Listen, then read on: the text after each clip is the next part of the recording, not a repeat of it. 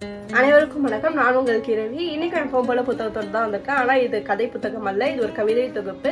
திரு கல்யாண்ஜி அவர்கள் எழுதிய நிலா பார்த்தல்ன்றது தான் இந்த கவிதை தொகுப்புடைய பெயர். இந்த கவிதை தொகுப்புல இருந்து ஒரு கவிதையை தான் நான் இன்னைக்கு உங்களுக்கு வாசிச்சு காட்ட போறேன். அந்த கவிதையை பற்றி பேசுவதற்கு கொஞ்சம் நிறைய தான் இருக்கிறது. இருந்தாலும் இந்த கவிதையை நான் உங்களுக்கு முதல்ல வாசிச்சு காட்டிடுறேன், அதுக்கப்புறமா பேசுறேன். இதோ உங்களுக்காக. இந்த கடிதத்தை எழுதின தாத்தா இறந்து போய் 20 வருடங்கள் இருக்கும். இந்த கடிதம் தாங்கி இருக்கிற விடுதி முகவரியை விட்டு நான் விலகி வந்து 35 வருடங்கள் முடிந்து விட்டன முழுதாக. தாத்தாவுக்கு ஒரு பதில் கடிதம் கூட எழுதியதில்லை கல்லூரி நாட்களில்.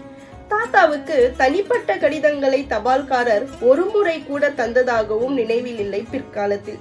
தாத்தா இப்போது இருந்தால் ஒரு நீண்ட கடிதம் எழுதும் அளவுக்கு நினைவின் மசி நிரம்பி இருக்கிறது என் பேனாவில். தாத்தா இப்போது இருந்தால் ஒரு நீண்ட கடிதம் எழுதும் அளவிற்கு நினைவின் மசி நிரம்பி இருக்கிறது எனது பேனாவில். ஒரு கடிதத்திற்கு பதில் எழுத கடிதமா, கடிதம் எழுதியவரா, உயிருடன் இருக்க வேண்டியது எது, யார்?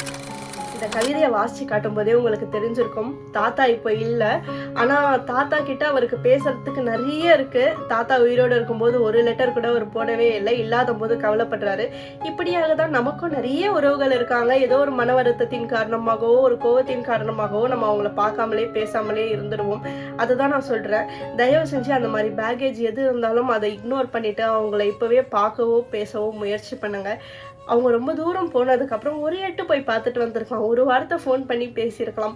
அப்படியெல்லாம் நினைக்காம அவங்க இருக்கும்போதே முடிஞ்ச அளவுக்கு அவங்கள தொடர்பு கொள்ள முயற்சி பண்ணுங்க. நான் இதை சொல்லும் போது இந்த யூனிவர்ஸ் உங்களுக்கு அதை ஒரு சைனாக காட்டுற மாதிரி நினச்சிக்கோங்க. அதுக்கான ஒரு அடியை இப்போவே முன்னாடி எடுத்து வைங்க.